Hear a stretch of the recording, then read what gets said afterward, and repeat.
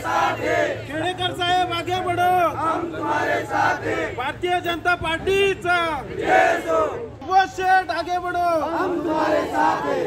महाराष्ट्र नवनिर्माण सेनेला कोकण तसेच रायगड जिल्ह्यात मोठा धक्का बसलाय। तळ कोकण आणि रायगड जिल्ह्यातून महाराष्ट्र नवनिर्माण सेना हा राज ठाकरे यांचा पक्ष आता कायमचा हद्दपार होणार असं चित्र आहे। महाराष्ट्र नवनिर्माण पक्षाची स्थापना झाल्यापासून तळ कोकणातून खेड नगरपालिकेचे नगराध्यक्ष तथा महाराष्ट्र नवनिर्माण पक्षाचे महाराष्ट्र सरचिटणीस वैभव खेडेकर तसेच महाराष्ट्र नवनिर्माण पक्षाचे रायगड दक्षिण जिल्हा अध्यक्ष सुबोध जाधव हे कोकणातील दोन नेते पक्षाचे तन मन धन लावून काम करत असताना, पक्ष वाढवत असताना काही दिवसांपूर्वी अचानकपणे मनसे प्रमुख राज ठाकरे यांनी पक्षातून त्यांना बडतर्फ केले।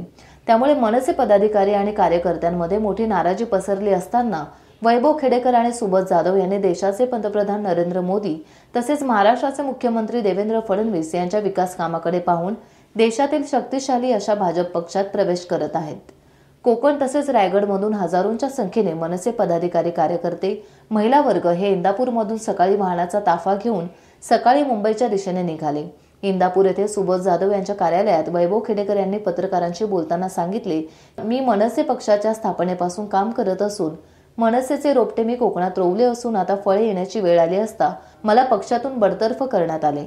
मी तर 35 वर्ष राज ठाकरे यांच्याबरोबर काम केले असून आता भाजप पक्षात जात असून कोकणात भाजप 100% करणार असल्याचं त्यांनी शेवटी बोलताना सांगितले। महाराष्ट्राचा विकास असो किंवा कोकणाचा विकास भाजप पक्षाशिवाय पर्याय नाही। रायगड आणि श्रीवर्धनाचा मतदारसंघाचा विकास हा फक्त भाजप पक्ष करू शकतो असे सुबोध जाधव यांनी बोलताना सांगितले। महाराष्ट्र नवनिर्माण सेनेचा मी स्थापनेपासूनचा एक कार्यकर्ता आहे। 20 वर्ष पक्षाला झाली। पक्षाचं बीज मी या कोकणामध्ये रोवलेलं आहे। आज त्याला फळे यायची वेळ आली। अशा परिस्थितीमध्ये मला पक्षातनं बडतर्फ केलं गेलं, त्याचं कारणही मला अद्याप कळलेलं नाही।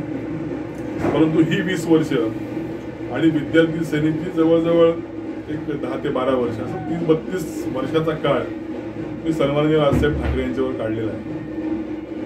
नक्कीच बडतर्फ केल्यानंतर या गोष्टीचं दुःख मला होतच। आजही त्या संदर्भात माझी एक हृदयाचा एक कप्पा राजसाहेब ठाकरे यांच्यासाठी आहे। परंतु बडतर्फ केल्यानंतर माझ्यासारखा कार्यकर्ता स्वस्थ बसू शकत नाही। मी राजकीय आणि सामाजिक क्षेत्रामध्ये काम करणारा कार्यकर्ता आहे आणि म्हणून भाजपासारख्या राष्ट्रीय पक्षामध्ये जावं अशा पद्धतीची भावना माझ्या सर्वच पदाधिकारी आणि कार्यकर्त्यांनी झाली। देशामध्ये पंतप्रधान नरेंद्र मोदींसारखा पंतप्रधान या देशाला लाभलेले आहेत।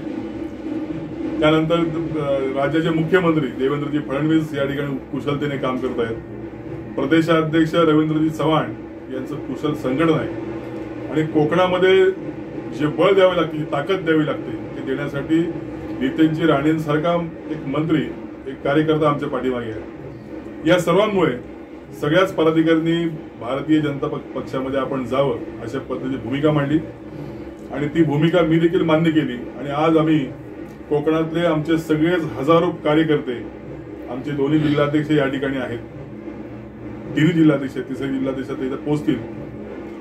त्याचप्रमाणे माजी जिल्हाध्यक्ष आहेत उत्तर रायगडचे आणि बरेचसे तालुका अध्यक्ष, शहराध्यक्ष, अनेक पदाधिकारी कार्यकर्ते या ठिकाणी आहेत। त्यामुळे मला वाटतं येणाऱ्या कालखंडामध्ये भारतीय जनता पार्टीचं संघटन या कोकणामध्ये आपल्याला पाहायला मिळेल।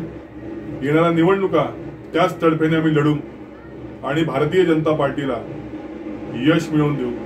100% भाजप करण्याचा आमचा प्रयत्न या कोकणामध्ये असेल। देशाचे पंतप्रधान नरेंद्र मोदी तसेच चव्हाण साहेब प्रदेशाध्यक्ष तसेच मुख्यमंत्री देवेंद्र फडणवीस, आज महाराष्ट्राचा विकास असो, देशाचा विकास असो, आज भारतीय जनता पक्षाशिवाय पर्याय नाही। आज आमच्या पण कोकणचा विकास करायचा आहे आणि जर भारतीय जनता पार्टी जर असा जर विकास करत असेल तर आम्ही पण तो निर्णय घेतला की बाबा आमच्या गावचा विकास असेल, पंचायतीचा विकास असेल, आम्ही सगळ्यांनी मिळून श्रीवर्धन असो किंवा मसाळ तालुका असो सगळे मिळून आम्ही निर्णय घेतला की आम्ही भारतीय जनता पक्षासोबत जाणार। टाइम्स डिजिटलला लाईक करा, शेअर करा, सबस्क्राइब करा आणि बेल आयकॉन दाबायला विसरू नका। Times digital.